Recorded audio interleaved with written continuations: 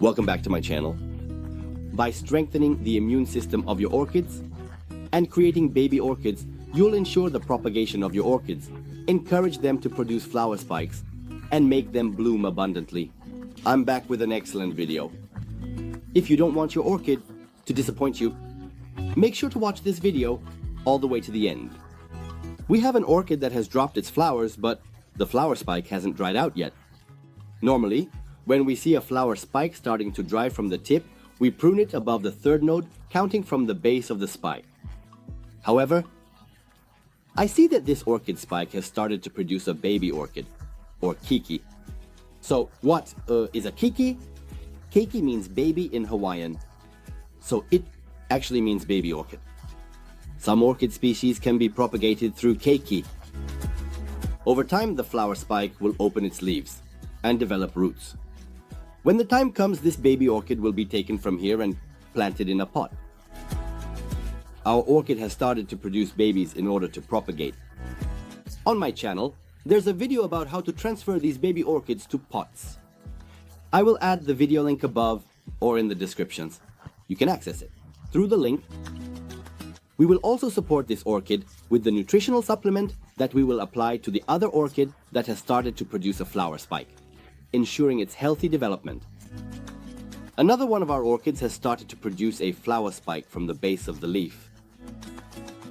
We can also leave it alone and just water it and wait for it to grow. However, we want a healthy flower spike and flowers that will last a long time on that spike. For this, we will prepare a garlic and aspirin mixture that promotes rooting and stem development. We will use 3 to 4 cloves of garlic depending on the size. Make sure to peel the garlic cloves and chop each one finely.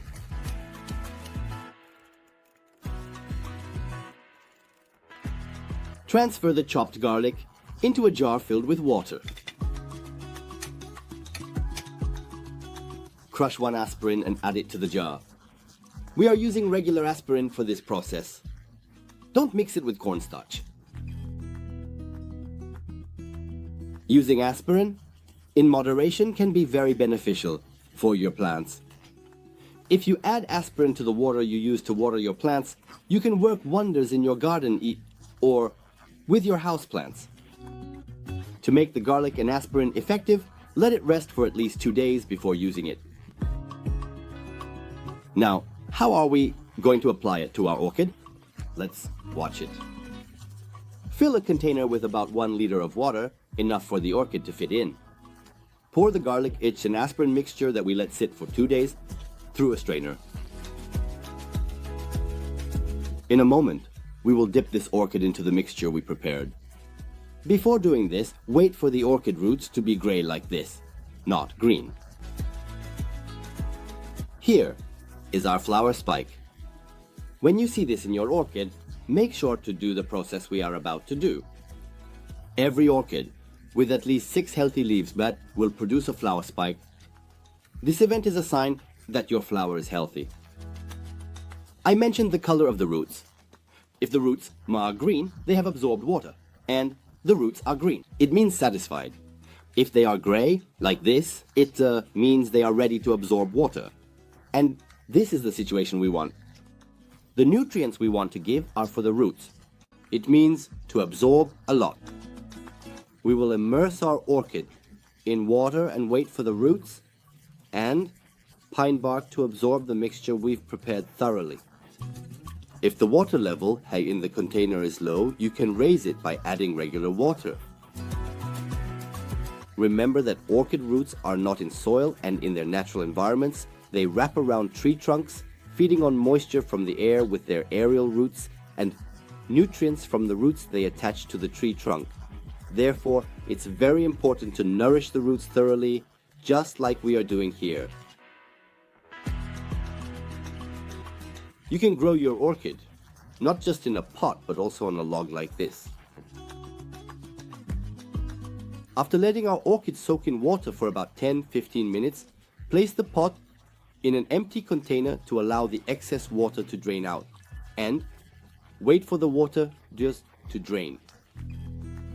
By the way, I want to remind you that subscribing to my channel is free. When you subscribe to my channel, you'll be supporting it, and you'll also be informed about my upcoming videos. You can easily subscribe by clicking the subscribe icon in the bottom right corner of the video. The mixture we've prepared will be as beneficial as the roots can absorb, since there is no soil in the orchid. Here, we will apply the supplement to our flower through the leaves. Just like we mixed aspirin with garlic, spray it on the leaves alone once a week. Crush half an aspirin and put it in a half-liter bottle. Melt. Aspirin in the water you use to water your plants. I mentioned that you can create wonders in your garden or with your houseplants if you add it. Just like in other plants, the stomata found on orchid leaves are living structures that control transpiration and gas exchange in the plant with their ability to open and close. Stomata close below 10 degrees. When applied to the leaves at room temperature, the nutrient supplement will greatly benefit your plant.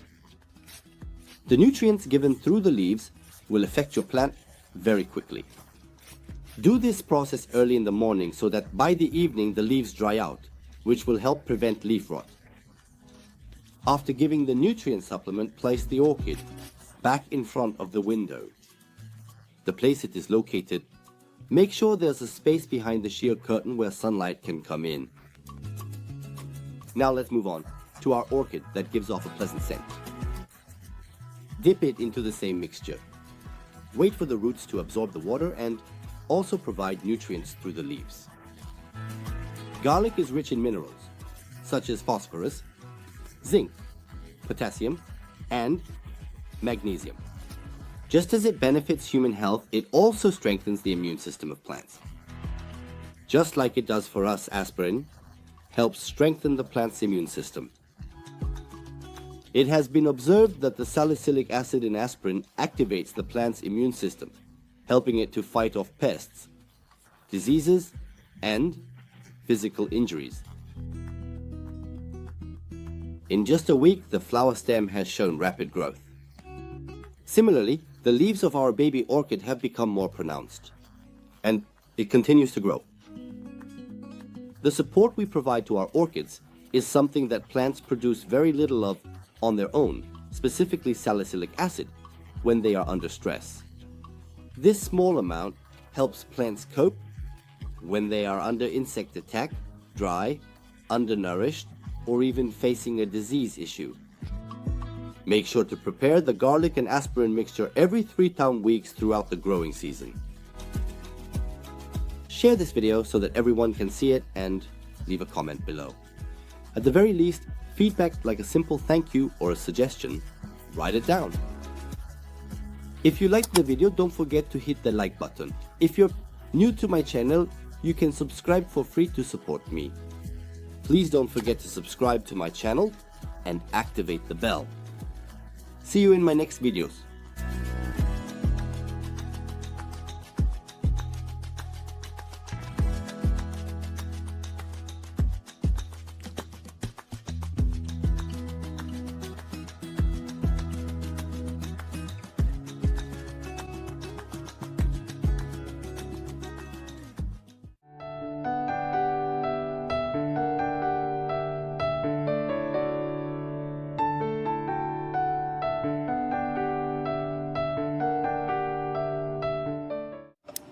Welcome back to my channel. In this video, I will talk to you about the fragrant Dendrobium orchids. This orchid genus is mostly found in Southeast Asia, particularly at altitudes of about 1,000 to 2,000 meters and higher in the foothills of the Himalayas. It is a plant that sheds its leaves in winter and usually lives on rocks. They are exposed to intense heat in the summer and cold in the winter. There is a dry winter in the region where they are located. After the trees shed their leaves, these orchids are exposed to more sun and enter a dry period. Actually, when you look at it, Dendrobium has a succulent character and is very resilient. While previously only white was available in Turkey, now these wonderful colors are imported in different colors. In this video, We will show you the flowering style of this plant, how we should take care of it at home, its need for sun, watering techniques, how to feed it, how to care for it at the end of winter, during spring and summer, its resting and blooming processes, pruning. I will provide information about the soil and pot. First, let's take a look at the blooming style. Now, numerous flowers emerge from canes that vary in length from 20 to 75 cm. So, don't expect it to produce a stem, like other standard orchids, and then wait for it to bloom. You will wait for the existing canes to produce buds. This type of orchid has a stunning blooming in a pot, meaning it has a perfect display. For it to bloom beautifully in a pot, it has a perfect display. For it to be possible, the canes need to be long and healthy, and they should be dense. A showy dendrobium. To be able to own one, you need to follow what I'm about to explain to the letter. It's one of the easiest orchids to grow. But we do not mean that we should leave it unattended and let it produce many flowers. I mean, it's very easy to thrive in life, to grow. So, of course, certain conditions need to be met for it to bloom. As I mentioned at the beginning, it has a succulent character. It stores nutrients and water in its structure. Those canes will bloom beautifully from top to bottom after the resting period. The flowers can last without wilting for about 2.5 months. The canes shouldn't be too close to each other. If they do, the flowers will touch each other, which won't create a nice appearance. To prevent this, they are actually sold as single-stemmed when the stem is still new. But you have a second stem now, let's say in those gaps. I mean between the two stems, between the two canes. Let's say the width of an egg. If you place a styrofoam, at first, it will help them develop accordingly, and they will grow spaced apart from each other. Once the branches are secure and positioned far apart, you remove the styrofoam material in between. This way, when the flowers bloom, they won't touch each other, and it will create a nice appearance. Of course, if you stabilize these canes with those sticks, it will prevent them from breaking, or even drooping to the side. You would prevent that. When it comes to sunlight needs, it requires long periods of direct sunlight throughout the day. You only need to protect it from the midday sun during June, July, and August. In order for it to grow healthily and produce plenty of flowers, you need to adjust the sun very well. For example, I placed it in a transparent pot here. I'll explain the reason for this shortly, but it shouldn't receive sunlight from these areas. That's why in sunny environments, you need to protect it. In my eyes, you need to protect. Normally, it can be said that intense sun does not cause any harm, but too much of it is not good. Also, when it's flowering, it shouldn't receive too much sunlight so that the flowers don't wilt quickly. It should be able to last for 2-3 months. You can gradually place your flower here in a closed balcony during the fall if you have one. It will stay here all winter long. Dendrobium can withstand temperatures as low as 5 degrees. Right now there are no flowers on my plant, but I just wanted to show you the environment. So when it blooms, it will receive sunlight through the back of the tool. If you place it in the right position, your flowers will last much longer. Now when it comes to pruning the flowers, as soon as they fade, cut them off with scissors from where they came out and clean them up. The stem, the process of repotting should be done after the flowers have fallen. When you repot, cut off the unhealthy roots, clean them up. Look, I just took care of it. This is the reason I put it in a transparent pot. I wanted to show you the roots. It's the same as taking care of the roots of other orchids. You can watch this from the link above, my previous videos. Look over there. This is how orchid roots are taken care of. You also, yours need to cut the unhealthy canes here. So, if you have 3 to 5 canes, cut 1 or 2 of them diagonally, about 3 to 5 centimeters above the soil. And sprinkle some cinnamon on top so that there won't be any rot going down. So, where was it now? Look here, the previous canes have been cut so that the healthy ones can... I give good care so that it can bloom more. That's why we prune it like this. As for the potting mix, unlike other orchids, you shouldn't just use orchid soil, meaning pine bark. Here you can mix pine bark, pumice stone, and coconut coir into it. It would be better to use a plastic or ceramic pot instead of a transparent pot. Make sure the sunlight hitting the side surfaces doesn't harm the roots. Don't let it cook them. The size of the pot should be one that the roots can barely manage. In larger pots, the roots get suffocated and die because it needs to be a bit cramped. Now let's move on to the propagation process. We need to do the propagation process in the spring. First of all, there are actually two methods. I will explain how we can propagate from the new cane that develops on this cane. Before taking this extra developed cane, it especially needs to be rooted. This little baby will have a small root development. If we mist it in cool weather, both the moisture and that breeze will speed up the rooting process even more. When we see plenty of roots, we can separate it from here. After some processes, we can bury it in the soil and propagate it. After we take out the rooted baby, let's see what process we will follow after taking it out. Look, there's a small root at the tip. That's enough for me. If you want, you can wait for it to root more. And that is, you can wait for it to root even more while it is on the reed in cool weather. But this is enough for me. Look, it was a protrusion from the edge of the bamboo, just like this. And it had a root.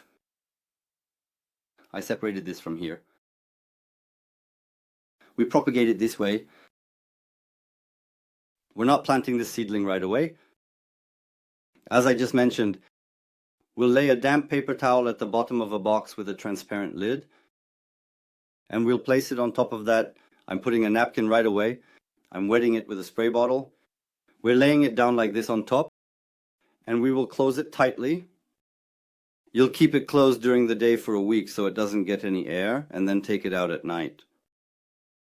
It needs to stay in a place where it can catch cool breezes until morning. At night, spray plenty of water using a spray bottle, so try to keep it moist as much as you can at night. In the morning, lay the container with the damp towel on top again. Close the lid again. You need to repeat this for a week. It needs to be in a very bright place during the day, but not in direct sunlight, of course. You'll keep spraying like this continuously, at night on top of it, but during the day, the lid will be tightly closed and it will wait like this. Why are we doing this? We're doing this so that there won't be any rot where we cut it, and so the roots can be more vibrant and active. After a week, you can put it in a small pot if you want, but I will place it back into the soil of my own plant so that the roots, since it's a transparent pot, I can check on it. Now, when it comes to watering our plant, we shouldn't use other orchid fertilizers. The more skillfully you handle feeding, watering, and giving sunlight to this plant, the more beautifully it will bloom. Now, if it keeps getting nutrients throughout the year and is regularly watered all year round, it will grow wildly and won't bloom. Instead of blooming, it grows tangled and long. Larger reeds are formed and produce small offspring, but it won't bloom. There is a technique for this, and there's a specific way to apply it. Of course, for example, there is spring care at the end of winter. When the flowers wilt, they should be able to get stronger sunlight. When our plant starts to bloom, give it equal parts NPK general purpose plant food, once every 3 waterings. You will give it when the soil is completely dry. Only water. This way the stems will grow faster and fuller. It's the middle of spring, and increase the watering frequency according to the leaves. You will water when the soil is half dry. From mid-May onwards, make sure it doesn't get too much of the direct sunlight from above, like around 1 o'clock. Your plant, in the summer months, protect it from direct sunlight. Keep it in the sun for a few hours in the morning and afternoon. Your flower, spray water in environments where it's breezy at night. This plant loves it very much. Starting from mid-July, we stop using the general purpose plant food I mentioned earlier and switch to flower-specific plant food. It's phosphorus heavy. We give this once every 4 waterings. The goal here is to eliminate the hollowness of these fast-growing reeds. They need to mature and strengthen to become a reservoir of nutrients and energy. In mid-September, we completely stop feeding and also reduce the watering frequency. Starting from the end of September, it can comfortably see the midday sun because our plant will have been pruned from these areas Because the flowers have wilted and fallen, we are now letting it rest. It can now get plenty of sunlight. Our plant, at the end of September, in order for our plant to bloom again next year, it needs to be rested. Resting is done by leaving it without water for at least a month and ensuring that our flower gets cold at night. The temperature at night should be no more than 14 degrees. During the day, it needs to get as much sunlight as possible. If the leaves get damaged from being too wet or cold, don't worry about it at all. The branches shouldn't be left so dry that they wilt. You need to pay attention to it. I suggest this for Istanbul, for example, from mid-October to mid-December, to keep it on a closed balcony, alone. If you place it on a closed balcony, it's quite suitable. At least 1 month. After our plant gets cold, it should be placed back in its original spot in the house, meaning in front of a window where it can receive a lot of sunlight. That's all. The information I have about the Dendrobium orchid. If you like this video, please click the like button and don't forget to subscribe to my channel and turn on the notification bell to watch my other videos.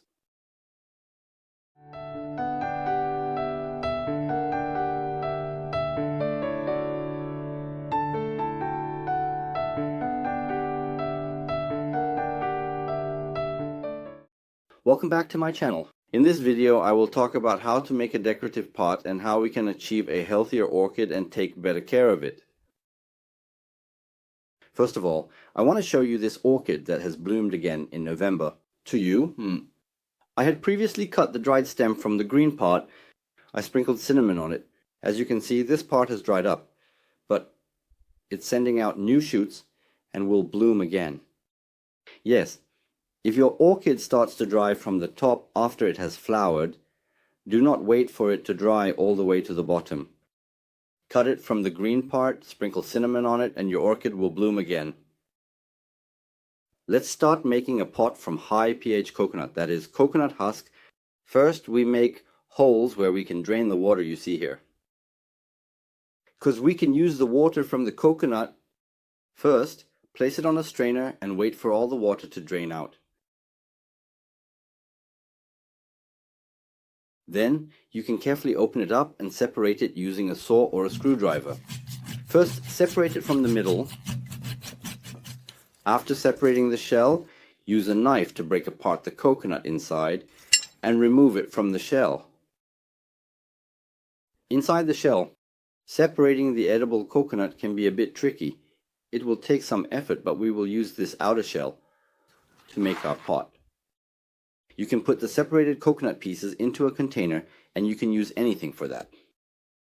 As we do with all pots, we need to make a drainage hole in this coconut shell as well. I'm going to use a cordless drill. So, if you want, you can also hit it hard with a screwdriver or something to make holes. But we need to make these holes so that the water we give to our orchid needs to flow out through these drainage holes so that the roots don't rot. Here is an orchid pot. I have a transparent pot in my hand. My first orchid, I will make 2 orchids here now. My first orchid, I'm placing the coconut inside this pot just like I did before. The water will flow downwards. And I will place the orchid that I've soaked in water into this, add the soil, and water it. Now, we also use this coconut, that is coconut coir, in some plants. We also use it in glasses. It's quite beneficial. The pH value is high. So the pH value of coconut is between 5.5 and 6.5. The desired pH range for optimal plant growth varies depending on the products. Some products are the best. It grows in the range of 6 to 7, while others are slightly acidic. They grow well under the right conditions. If you notice, the orchid I placed in this coconut coir has roots on the outside as well. Those are air roots. Why is this happening? Now, when you place the orchid in the pot, it would be better if you make holes around it. Make sure the roots can breathe. Most of the time, the roots are placed inside a plastic container.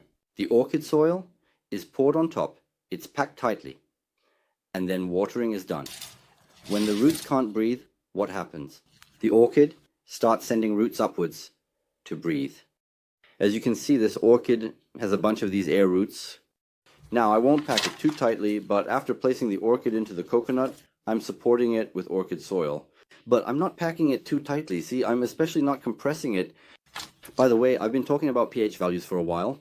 The pH value in coconut is between 5.5 and 6.5. So, what does the orchid need? What does it need? So, the first thing an orchid wants is very well-draining soil. For example, we are putting orchid soil here. Why? So that the roots don't get compressed. At the same time, so that it can breathe and the water can drain away like this. The second thing it wants is soil with acidity properties that can be in the range of 4.5 to 5.5. What are we doing here?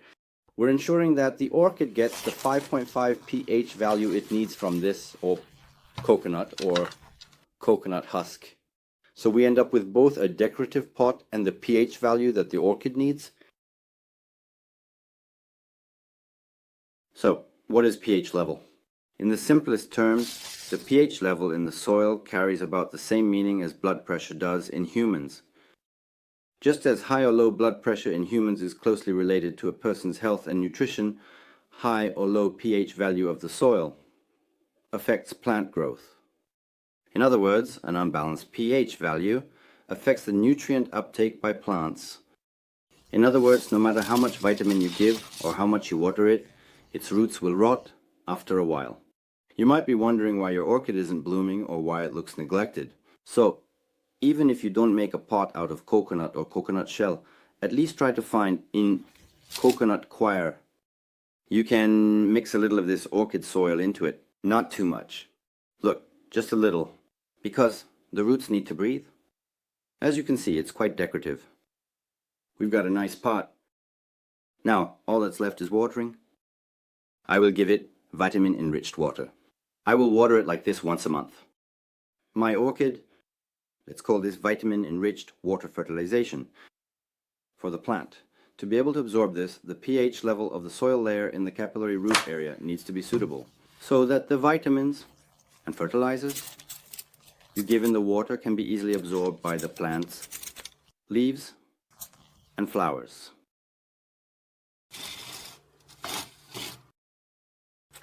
We don't water too much as usual. After squeezing the top a bit, it has already drained. It will go down. It will absorb the water we both need anyway. Especially try not to let it get between the leaves, because it causes the leaves to rot.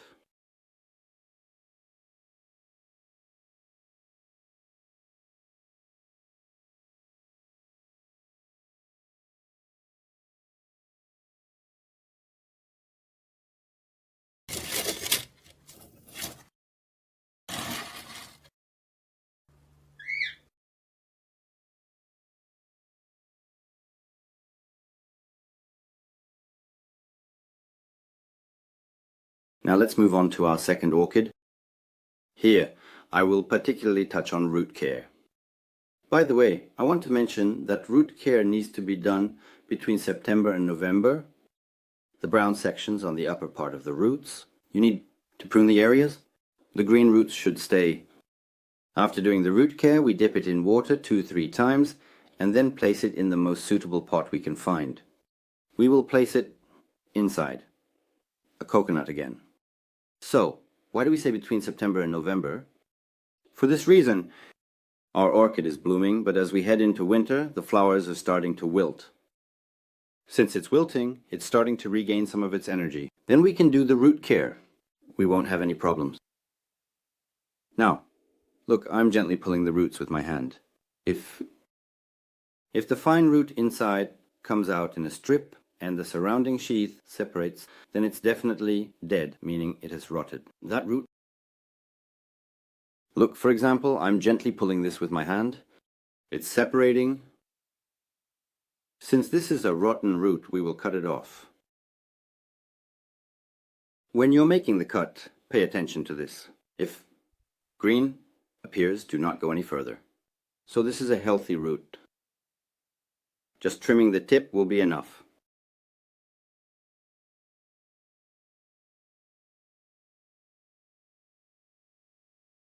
As I mentioned earlier, brown ones, dark colored, softened, and separated, roots disinfected with scissors. We're cutting them off from the tips.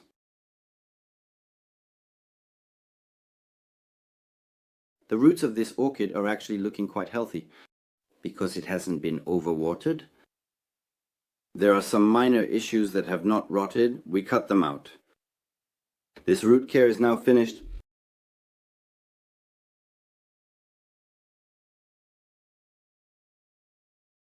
To be able to move comfortably or to work, I'm going to do it on this porcelain container. Look, I've made the drainage holes. As you can see, there are about 6 or 7 holes on this. We're going to do our work.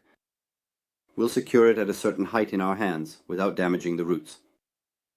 We're starting to remove the orchid soil.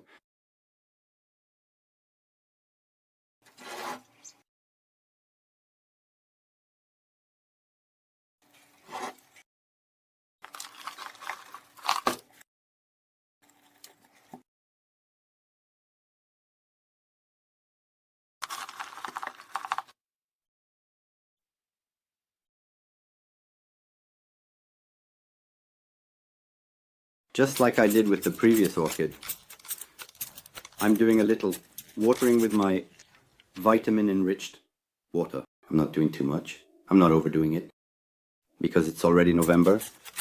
Let's not water too much so that the roots don't rot. I want to say it again. Well, don't move it around too much. Let it stay where it likes. We're not putting it directly in the sun again. It needs to be positioned behind the tole so that it can receive sunlight. I don't want the leaves of my orchid to burn.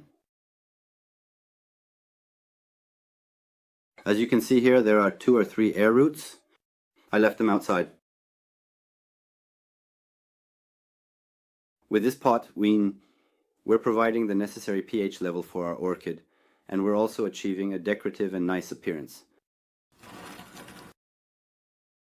If you found this video helpful and liked it, please don't forget to hit the like button and subscribe to my channel to watch my other videos, and make sure to turn on the notification bell.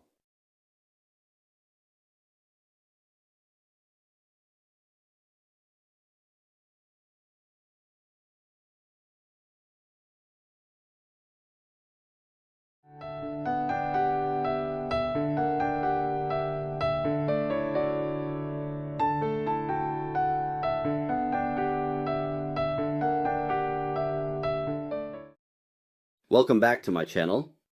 In this video, I will talk about the small bugs that are found in most orchid soils, which cause the orchids to die, leading to their leaves drooping and flowers falling off.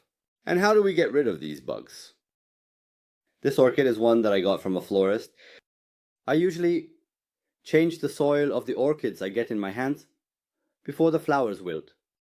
But the flowers of this orchid, it started dropping earlier than expected, and I saw small bugs on it. Now I will show them to you with a magnifying glass. These little wandering bugs are called mealybugs. Since the orchid's leaves are large, it does not wrap its leaves. It lives directly in the orchid soil, and you can't deal with them using regular pesticides after a certain period of time, because they create their own cocoons. After they create their cocoons, they literally make a shield for themselves, and no matter what pesticide you use, it won't help. Not every florist is the same, but some florists need to pay attention to these things.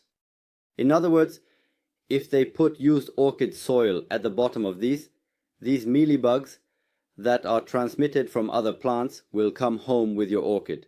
After coming home, they will spread to your other plants. Over time, this mealybug affects the roots. It prevents the plant from absorbing nutrients and water. After a while, it will drop its flowers. It will start to droop its leaves downwards. You can't just deal with this by changing the soil, meaning changing the orchid soil. Now I will explain to you what you need to do. Look, you can see it more clearly here. It's literally crawling on the orchid soil. This mealybug. And of course the flowers will drop, and then the leaves will start to droop downwards. You will keep trying to give it vitamins. You will change the soil, but since it's in the roots, you won't be able to get rid of this mealybug. it will keep wrapping itself up in the same way. In the end, you'll have to throw this orchid away. In a video on my channel, I talked about the mealybug on the pepper plant. I had explained how to deal with it. But this orchid is a little different, so there is hot pepper like there. Boiling it and then spraying it with a spray bottle doesn't solve the problem. First, we separate the soil. Of course, look, we will take this sponge out from here so that the roots don't rot. Now, I have to take care of its roots. With this, I want you to see how root care will be done in this video. Look, the flowers have literally wilted. They're all dropping. I mean, even the buds have softened. Now we are going to save this orchid. After thoroughly loosening the soil, this is the opportunity. We are cutting off the rotten, even dried up roots one by one. When we pull it like this, if fine, hairs are coming out from inside, then definitely cut that root too. I'm checking here, holding on to the green ones and cutting off the dried ones in my hand. So when you cut the tips of the roots, you won't harm your orchid, don't worry, just be a little brave. Those roots will definitely grow back. I mean, your orchid can survive with just a little bit of root. Don't worry, just make sure to cut off the unnecessary excess roots.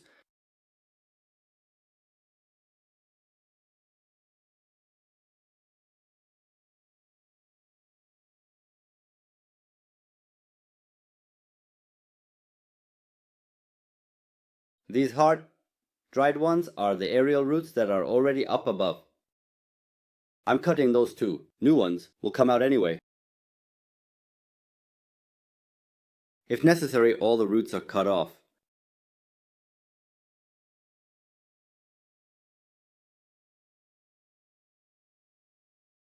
So if you've noticed, I'm feeling it with my hand. I'm leaving the roots, the fleshy and plump ones. When it dries, it separates like this. The mushy roots are being cut off. I showed root care in my previous video as well.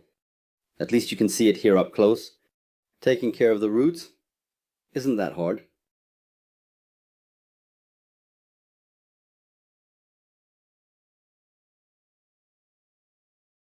Now, after cutting off the useless roots, with liquid Castile soap. So I put about 2 liters of water into this basin, 2 tablespoons as well. I'm pouring liquid Castile soap. I'm going to mix this well. We're going to disinfect the roots.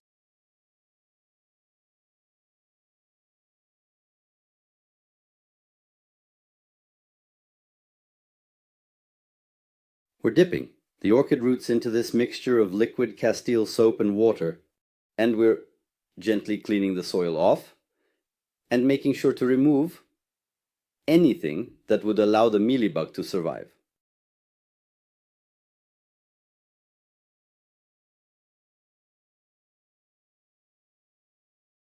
After cleaning the roots with Castile soap and water, now we're rinsing them with clean water. Our roots. In the meantime, try not to get the leaves in the water.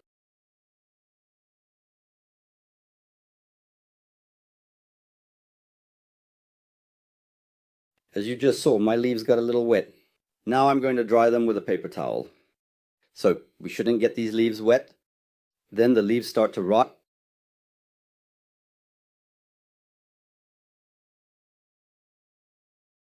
So what did we do now? We cleaned our orchid pot very well. If you don't clean the pot, this whole process becomes pointless.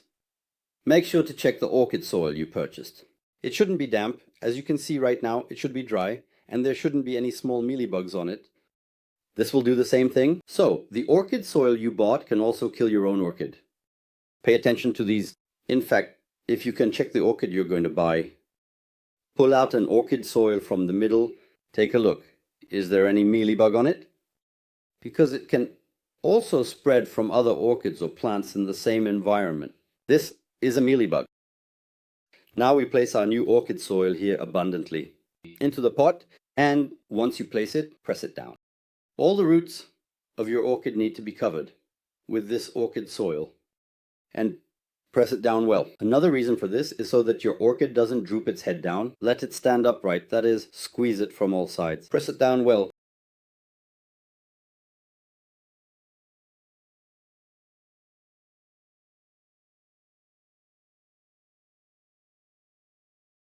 Yes, I prepared this garlic and aspirin water a day in advance to make our orchid healthier. What are we putting into the water in this jar? We're putting in 3 or 4 cloves of garlic, chop it up, and then crush 1 aspirin and add it in. Let it sit in this jar for a day. The next day you can apply it to your orchid. Now, since there are garlic pieces in this, I'm going to strain it through a sieve first. We will apply the strained water directly to the soil of the orchid. Right now we've made our orchid completely clean. We've cleaned the roots and we've cleaned the pot. So there's nothing dirty left. This garlic and aspirin water will make the orchid more vibrant. The leaves will stay more vibrant and it will prevent the flowers from dropping. We're draining all the water. Try not to overlap the leaves. All the orchid soil inside will get moist. It will soak thoroughly. Pour it all in generously. You can also apply this garlic water and aspirin mixture to your other orchids at home. You chop the garlic with a knife and throw it into the jar. Crush 1 aspirin and throw it back into the jar, then mix it up. You can even let it sit for a day or 2, then apply it to your orchids like this. Now, I'm waiting for all this orchid soil to drain. I'm even going to put it in this blue container. Let the water drain there. After the water has drained, we're taking it out of the blue container, but let's not forget that because the roots need to get light, you should only water these containers after so that the water can drain. Otherwise, there will be water left at the bottom, and those roots will absorb that water. Then it will cause rot.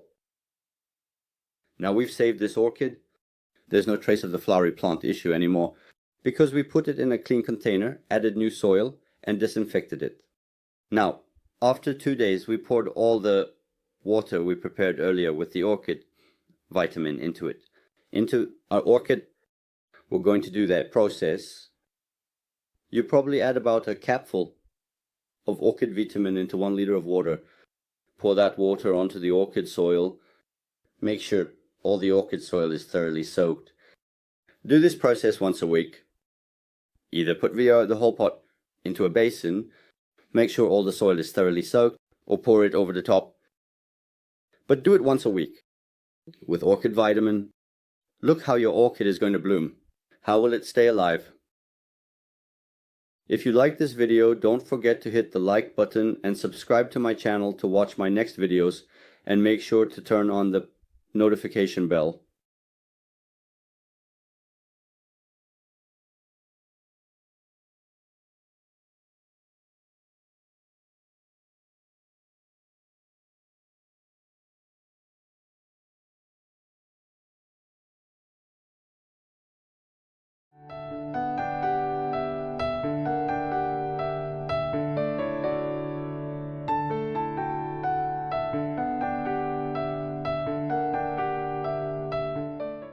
Welcome back to my channel. Your blooming orchid will eventually get tired and start to lean over in its pot. Now the root care of this orchid needs to be done. It needs to be strengthened for it to bloom again and placed properly back in the same pot. So how do we do these? Let's watch together. This orchid is about 3 years old and has started to lean over in its pot. A tired orchid needs to have healthy roots to revive. To strengthen itself, it extends its aerial roots to absorb as many minerals as possible from the moisture in the air. We won't be cutting these roots. On the contrary, we will change its function. When we take it out of the porcelain pot, we can see that the root color is close to gray, which means it needs watering. Light green root tips are a good sign. It means it is still alive and continuing to grow. Carefully take it out of the plastic container. And definitely do not try to dry clean the bark found between the roots. If you try to remove them, one by one, you will damage the roots. To clean without damaging the roots, soak them in water and gently separate the bark from around the roots with slow movements. The roots will get wet and the bark will come off more easily.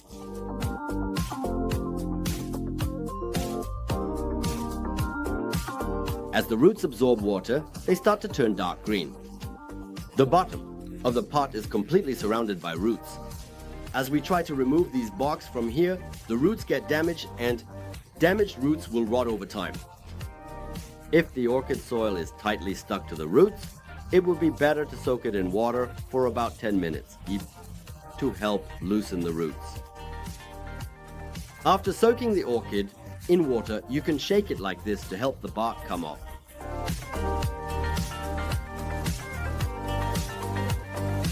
Most of the bark in the middle of the roots has fallen off. The dark green roots are healthy roots. We won't touch these. We will only remove the rotten roots in between. Now I'm placing the roots in a container to both nourish them and allow them to absorb water. We will soak the air roots in water up to the bottom. I had saved the water from boiling eggs. I will fill it completely with this water. After about 10 minutes, take it out of this water. This way, you'll be able to identify the roots you need to prune more easily. At first, while checking the rotten roots gently, squeeze and pull the roots. If it comes off, when you pull it, cut that root. After the first check, carefully cut the dry and hard roots that are not green.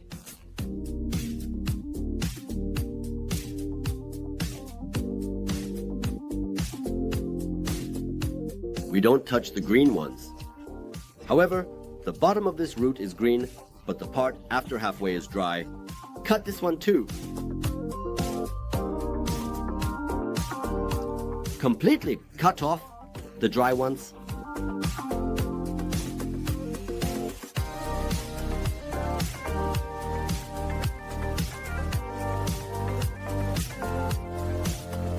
Here's an example of the root. I mentioned if it comes off like this when you hold it, if it separates from the bone like this when you pull it, cut it off from the bottom as well. Remove all the dried and peeling parts.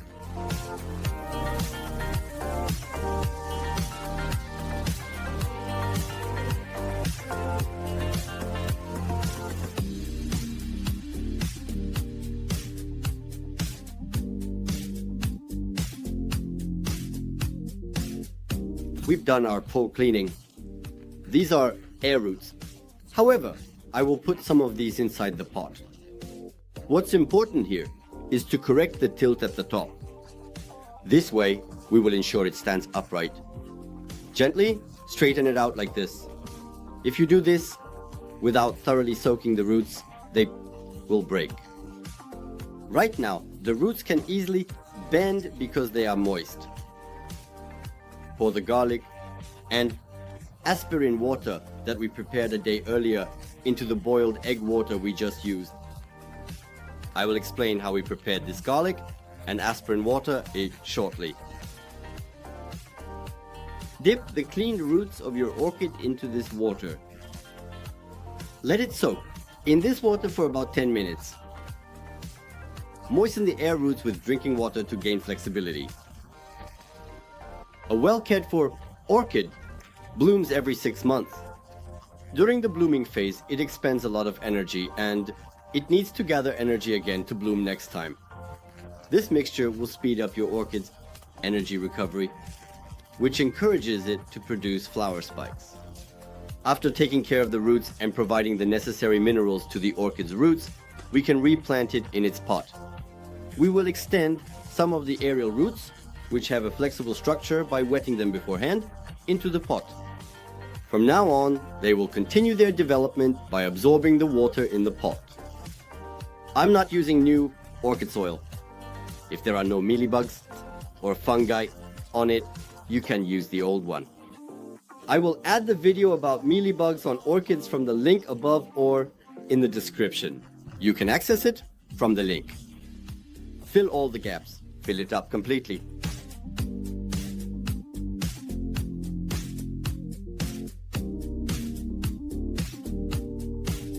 Fill it up evenly by pressing down on every part while keeping the orchid upright.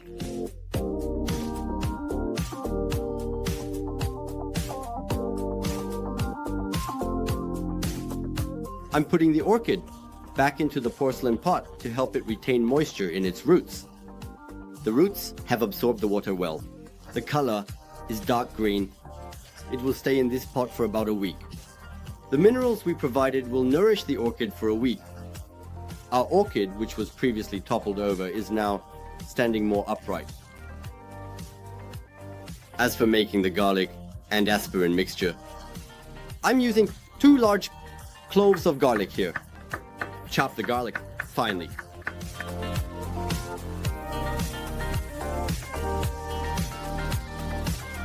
Take 1 aspirin or 2 baby aspirins and crush them well.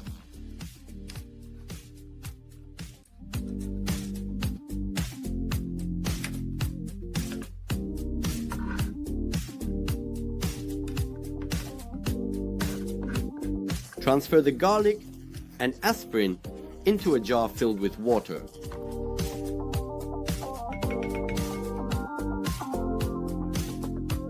Close your jar and let it sit for a day. You can easily observe how the orchid's leaves revive even just 1 day after these processes. On my channel, there are many recipes for making natural fertilizers for orchid care. Share this video so everyone can see it and leave a comment below.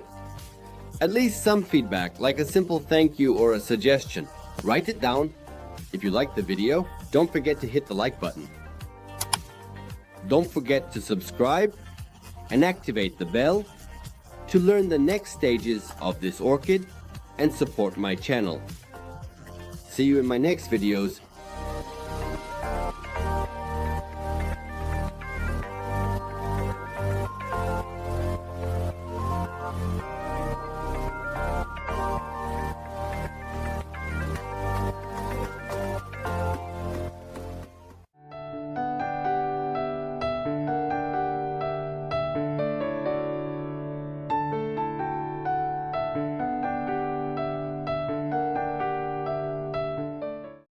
Welcome back to my channel. One of the most frequently asked questions among the comments on my channel is about orchids.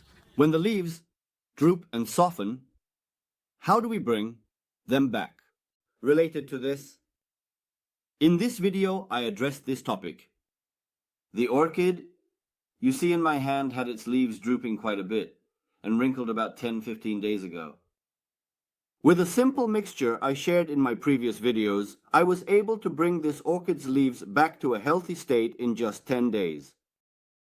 On my channel, there are many videos about root care, ranging from separating keiki to how we even revive an orchid that has no roots at all, meaning a dying orchid.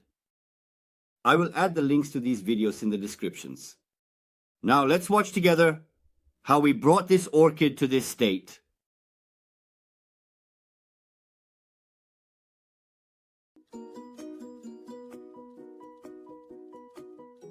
Since this branch that has previously bloomed is dry, we cut it off from the base using sterile scissors.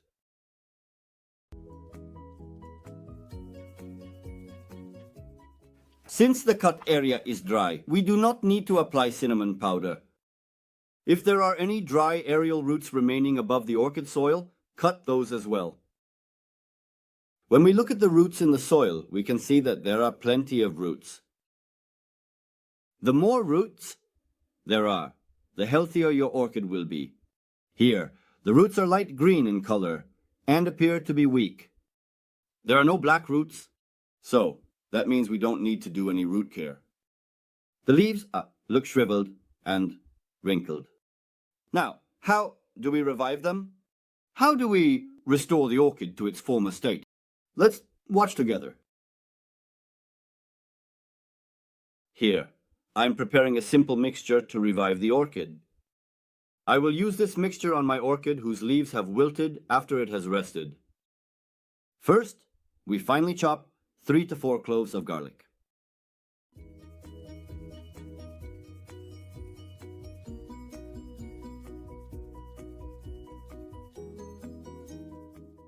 Then we put the chopped garlic into a jar filled with water.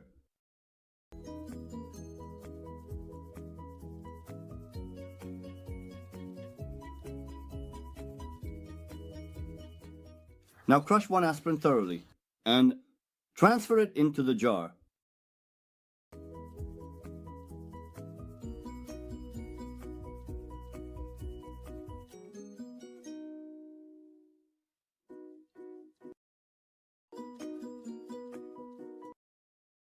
And let this mixture steep for 2 days. You can use this mixture on your other flowers just like we did with the orchid.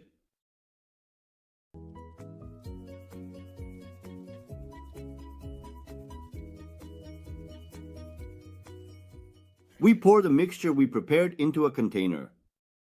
Fill the container halfway so that when we dip the orchid in, the water only reaches the top level of the soil without overflowing. Put your orchid back in its original spot and, after a week, you'll clearly see the changes in the leaves. Now, the leaves are firmer and healthier.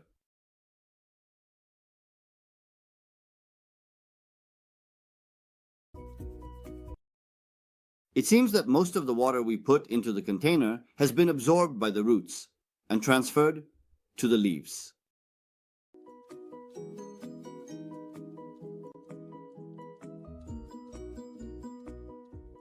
When we take a close look at the orchid roots, you can see that the air roots change from gray to green.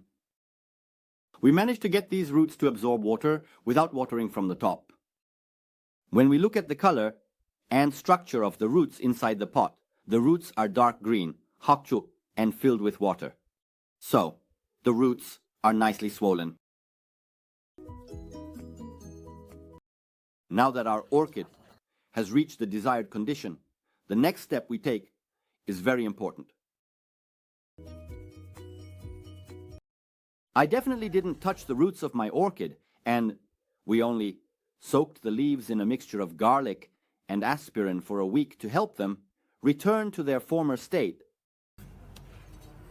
When we take a piece of soil from the top, you can see that it's slightly moist.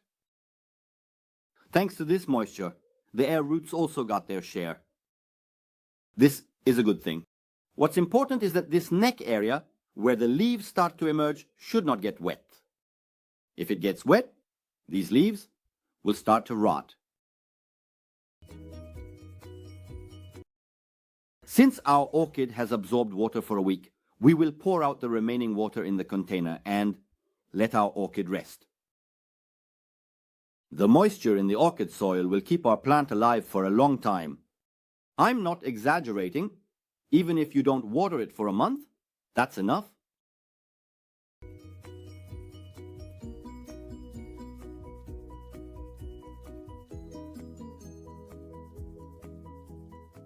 In my previous videos, I shared information about watering orchids.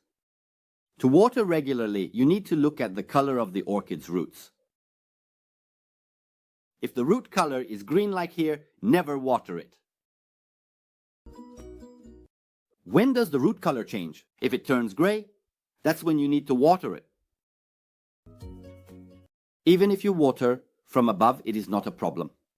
As long as the bases of the leaves don't get wet, and one of the most important details is the location of your orchid. There should always be fresh air.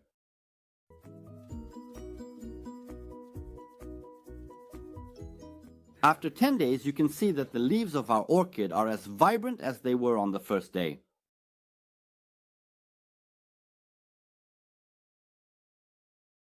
Don't be fooled by the dry pieces on top of the orchid soil. Unfortunately, those who make the mistake of watering the orchid are causing the roots to rot. When you look at the color of the soil in the pot, it is all dark due to humidity. So, there's no need to water. The only thing you need to do to support my channel is to hit the like button. I'm counting on your support on this matter. Don't forget to subscribe to my channel, and activate the bell to watch my next videos.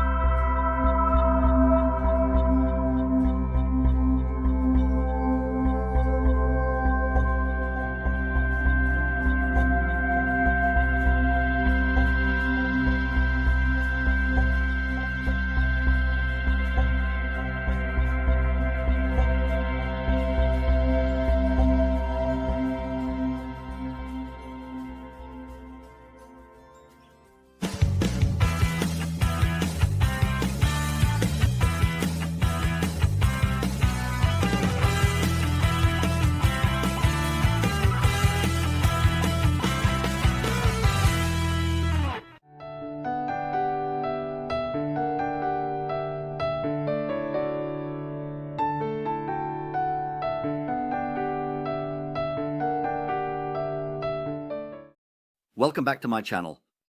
One of the most frequently asked questions by orchid growers is, what should we do for the orchid to produce a flower spike? I would like to answer this question with this video. We had revived the leaves of our orchid, which had previously softened. After reviving its leaves, the orchid needs support to produce a flower spike.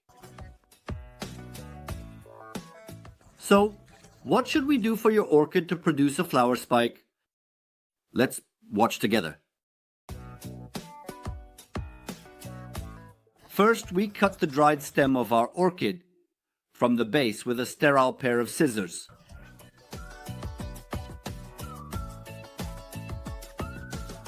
Since this stem is dry, we don't need to do anything to the cut area. Also, cut the dried aerial roots above the soil.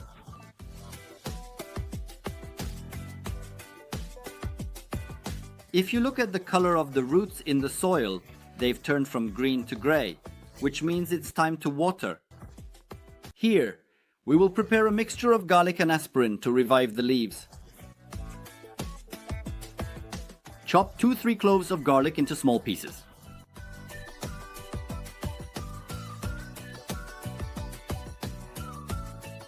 Then transfer these into a jar filled with water. Crush 1 aspirin tablet thoroughly and add it to the jar.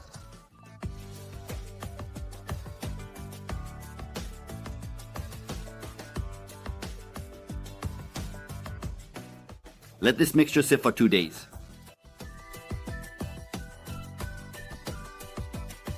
Pour the mixture you have prepared into the container. Pour it halfway so that when you dip the orchid, the aerial roots and the leaf part don't get wet. Let it absorb the water from the bottom. Let it stay in this water for a week. After a week, you will see that the leaves have revived.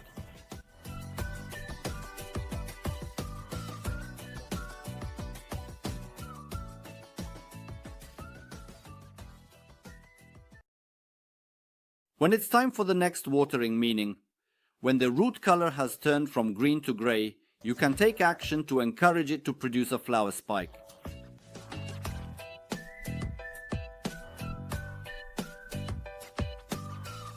Add 1 egg to 1 liter of water. Add about 1 teaspoon of mustard powder to it.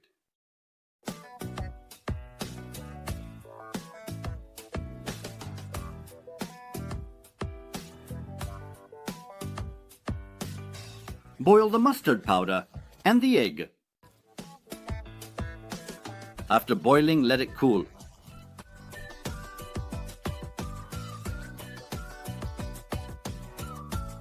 Chop 2-3 cloves of garlic very finely.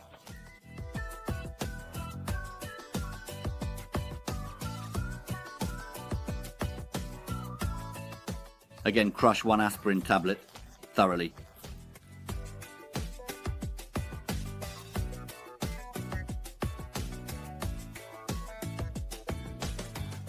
In the meantime, strain the cooled egg, water and mustard powder.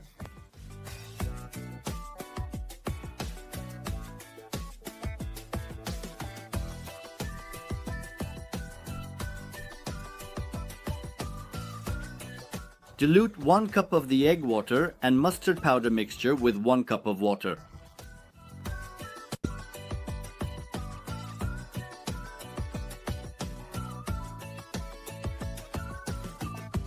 When you look at the color of the orchid's roots, you might see that they are close to gray. So it's time to water. Add this mixture up to halfway in the orchid pot. Dip the orchid in and wait for about 10 minutes. Let it absorb the water well.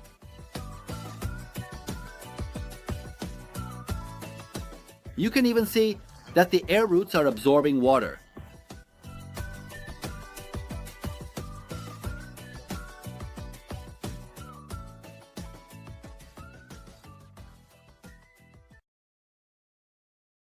The roots turning green again is a sign that they have completely absorbed the water.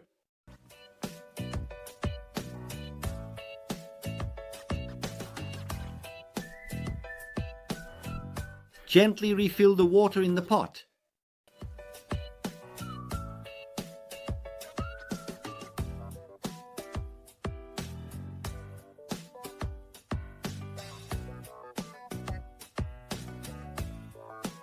During the first watering process, while watering with eggshells and mustard powder, after adding the garlic and aspirin we prepared earlier into this water, we will let it sit and rest.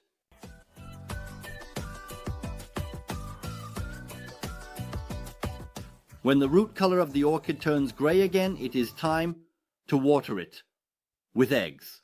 We will use the mixture made with eggshells, mustard powder, garlic, and aspirin, and apply the same dipping process for watering.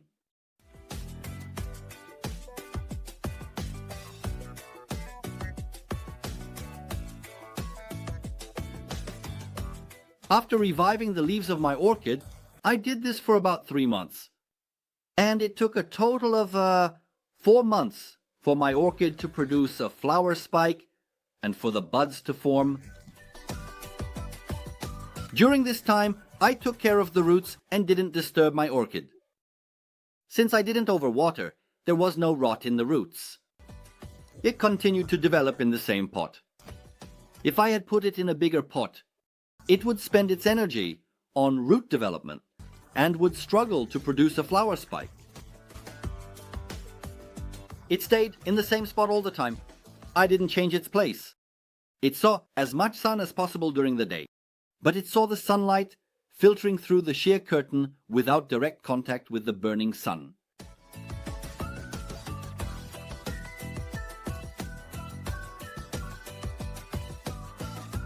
The flower spike of my orchid was like this last year. Soon, I will share the flowers on the new flower spike with you. We've reached the end of another video. If you like this video, please hit the like button and don't forget to subscribe to my channel and turn on the notification bell to watch my next videos and support the channel.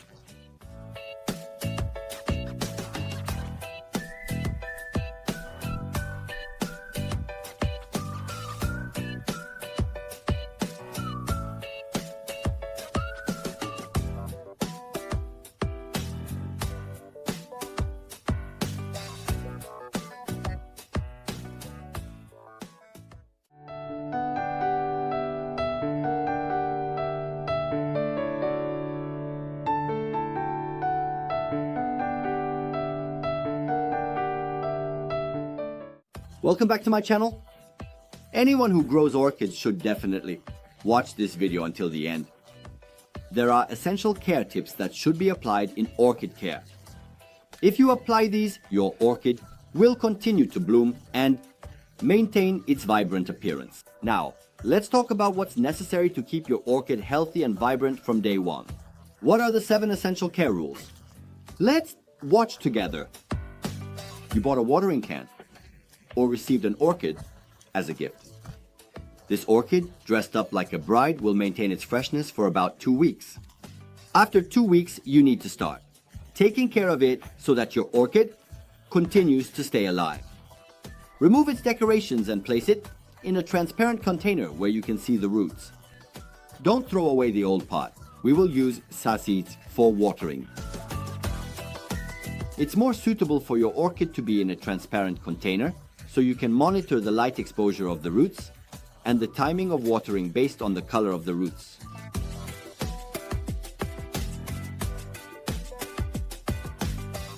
Do not water your orchid as soon as it arrives. There is a sponge right in the middle of your orchid that you got from the florist. And this sponge helps your orchid stay fresh for a while. If you water it a lot without removing this sponge, your orchid's flowers will eventually wilt. So you will water based on the color of the roots. When the color of your orchid's roots turns from green to gray, fill the old porcelain pot with water and let the orchid soak in this water for 10 minutes. Let it soak up the water well. When you take it out, you will see that the root color has turned green again. After pouring out the excess water, place it back in the porcelain pot and let the water drain. Then place it in the transparent container and water it again when the roots turn gray. When watering, make sure there is absolutely no water left in the pot. Orchids bloom new flowers every 6 months. When the first flowers have wilted, remove the sponge while taking care of the roots. Mealybugs. If your orchid suddenly wilts its flowers, check the soil.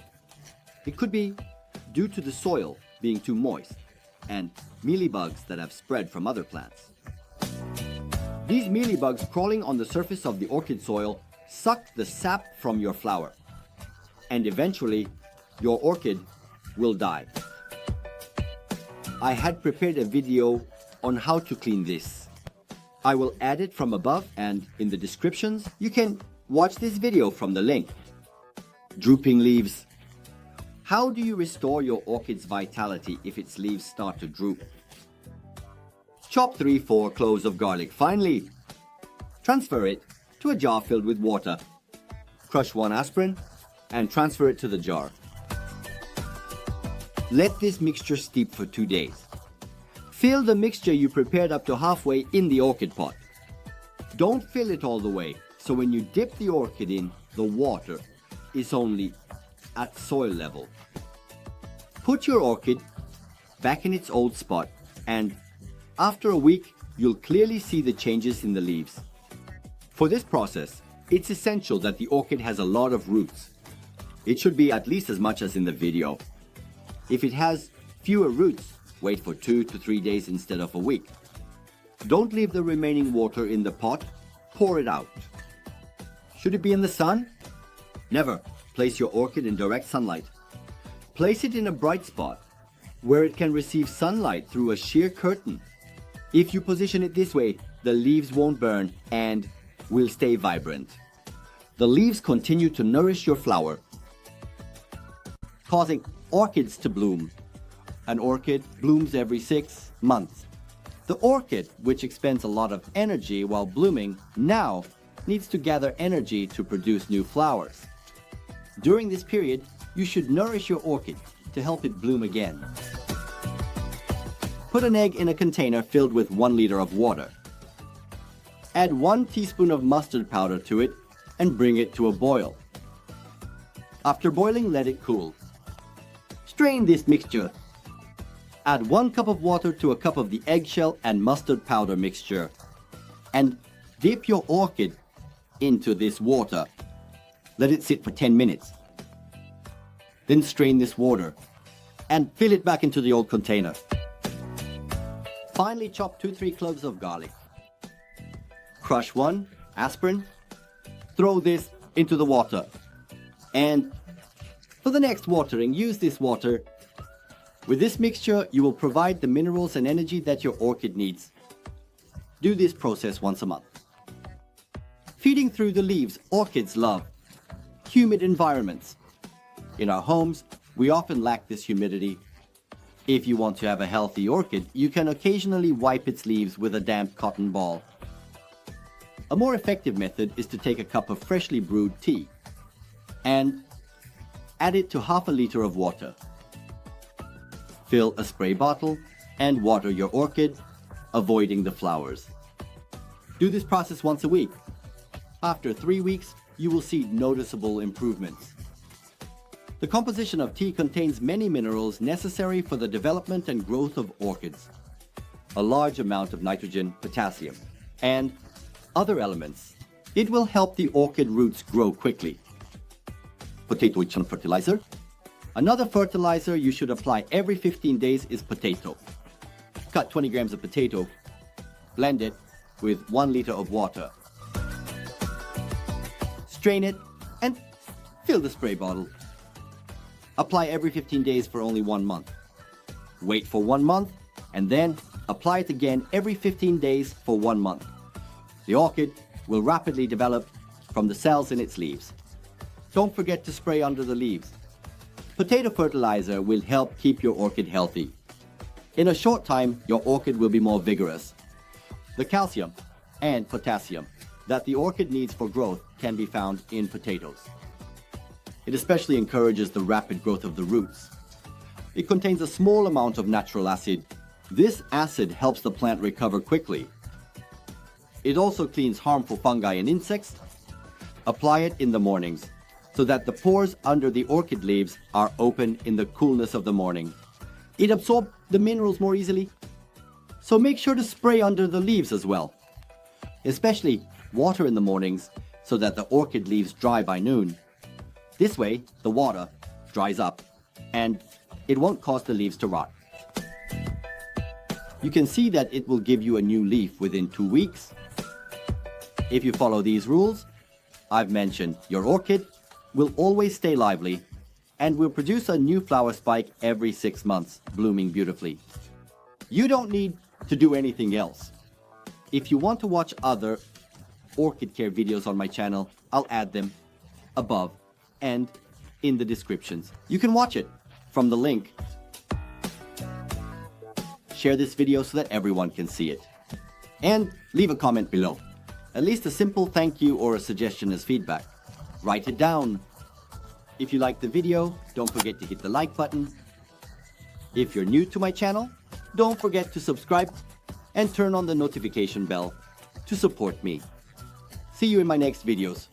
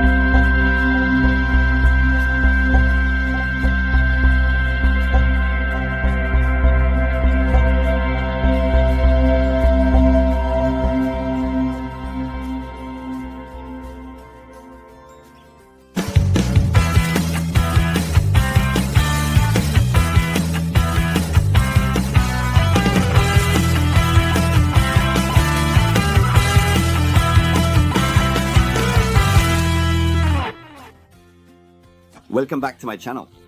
In this video, I'm going to show you how to save an orchid with rotten roots or even one that has no roots left at all, and what to pay attention to in order to prevent the roots from rotting.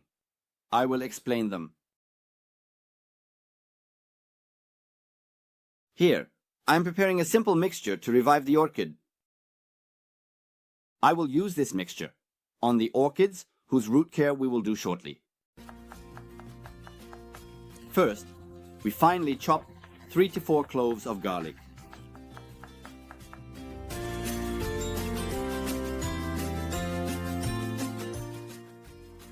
Then, we put the chopped garlic into a jar filled with water.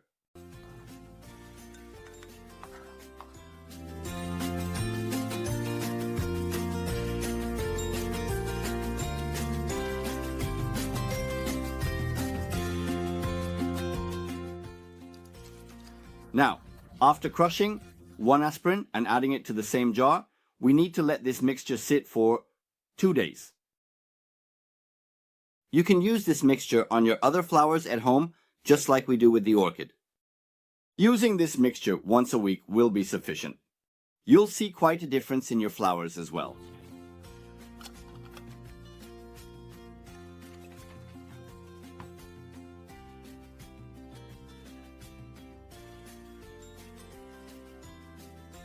Here we have an orchid with dried roots and wilted leaves. How can we bring this orchid back to life? Now, let's watch it. Orchids are plants that are resistant to diseases, but it doesn't provide the right conditions for your orchid. If you don't, you can make it sick. For example, like root rot. As you can see here, reviving and rerooting an orchid that has rotten roots and has lost its roots is quite simple with the right practices. I'm going to show you a technique that I personally use here. I'm cutting off my nut and throwing away all of these roots. Be careful. When I say I'm cutting them all off, I'm leaving the gray parts on top. And I'm leaving the center, which we call the spot, where the roots have emerged, right in the middle. Look, I keep cutting until I see green in this area you see here, because the dry part is of no use to me. I will keep trimming it little by little until it turns green. Actually, it's not the roots. It's the thick part you see in the middle. The stem is the part that actually nourishes the orchid. Without cutting it completely, we continue to gently scrape the edges little by little until we see green. By the way, I want to add this. One of the biggest causes of root rot is improper watering during the winter. So, how should it be done? If your orchid is in a draft-free, airless environment, from November to the end of April during the winter, you need to water it once a month or even once, every 1.5 months. If you water too much, the roots are doomed to rot. Keep doing this throughout the winter. Until the end of April. I could have sped up the footage here, but I really want you to see it. I'm trying to leave as much green and large pieces as possible very carefully. I'm revealing the living stem that actually nourishes the orchid. By the way, I want to share one more piece of information. After wiping the leaves of your orchid with a damp cloth, take it out to a place where it will get a light breeze in the evenings. Look, your orchid will be healthier. We discarded the dried roots, and the main stem that we need is in the middle. Now, let's continue with our other tasks. I always say to take out and throw away the sponge in the middle of the orchid that comes to your home. Here, we will do the exact opposite. Now, we will add that sponge. You can use any sponge the size of a shoebox, or you can even make it from a dish sponge. We're making a hole in the middle so we can wrap the root around it. Look, make 2 holes like this. Just be careful, the roots above. Don't break it and don't damage the leaves either. Gently. We're passing the sponge through this main stem in 2 layers. The purpose of placing this sponge here is to ensure that the place where the orchid will be nourished remains moist. No matter how much you water the soil, the roots won't be able to transfer nutrients to your orchid if they aren't functioning properly. Thanks to this sponge, when we water, it will absorb the water that the orchid needs.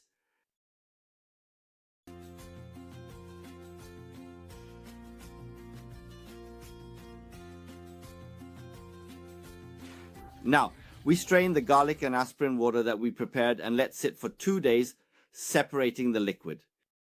Now, we are starting our processes with this water. We're placing your orchid in this water so that the sponge can absorb the water thoroughly. The orchid soil we will use should not be too fragmented because the roots need to breathe, and especially make sure there are no mealybugs inside.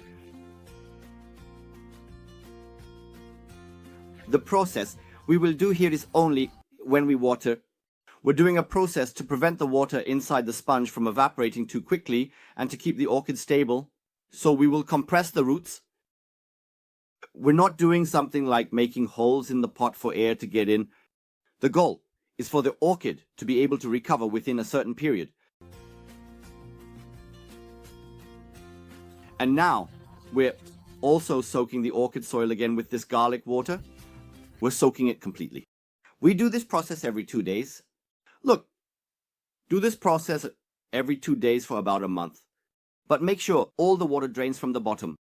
Never let any water remain in the pot. Now let's move on to our second orchid. Similarly, look, its roots are also in a rotten state. We will do the same process for this one. By the way, while you're watching this process, let's talk about why root rot happens and what mistakes we make. Let me talk about that. For the orchid that comes to your home, even if the pine bark soil is dry, definitely do not water it for the first week. Remove the pine bark from the top of the pot one by one until the roots are visible. The roots need to get some air. It needs to get air comfortably. Of the roots, the ones under the bark you got might be a bit moist, those barks. So we scrape the top part of the orchid soil. There's just a little bit left at the bottom. If they are moist, then we don't water again. Water them by draining the water when the roots turn from green to a light greenish gray color. The roots of the orchid that I just dipped in water are gray, as you can see. So it needs water. It will be watered when it is this color, and let the water you drain completely flow out from the bottom. Make sure there's no water left in the saucer. In the summer, do this respiration process according to the color of the roots. Do it when it turns from green to a greenish gray. If the green color in the roots lasts for a long time, just wipe the leaves with a damp cloth. Right now we've prepared our orchids and we'll wait for them to recover over time. Look, there are no leaves in the middle. Now, I specifically cut off the wilted leaves because it will give all the minerals and vitamins it gets from the roots to the leaves, and those very wilted leaves are unnecessary for root development. I cut them off and sprinkled some cinnamon on there so that it can use its energy to gather these leaves.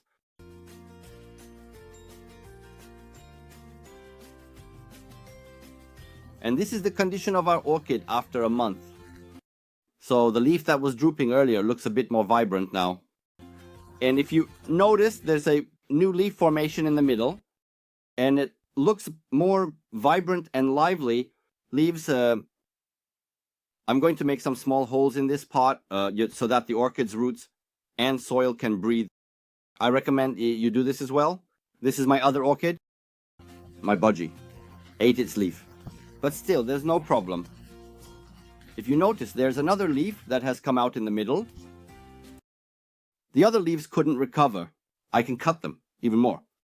But there is root formation. As you can see, there is also a root in the middle. Another factor in root rot is not changing the orchid soil for a long time. The crumbling pine bark in the pot prevents the roots from getting air. The roots shouldn't be cramped, and there should be air passing through them. In fact, I'm going to mix some pumice stone into the orchid soil here. If air doesn't pass through the soil, salt buildup occurs, which can cause your orchid to die. Since the new root formation will be from the top, it's beneficial to plant your orchid a bit deeper. So what is another factor in root rot? Don't keep an orchid with wet roots. in a place that lacks air and breeze. While you want there to be a breeze, make sure it doesn't get drafty. It doesn't matter whether the environment is cool or warm. Roots that don't get air rot. If you don't have a place that gets air, you can make small holes in the sides of the pot to allow air in. If you like this video, please hit the like button and don't forget to subscribe to my channel and turn on the notification bell to watch my next videos.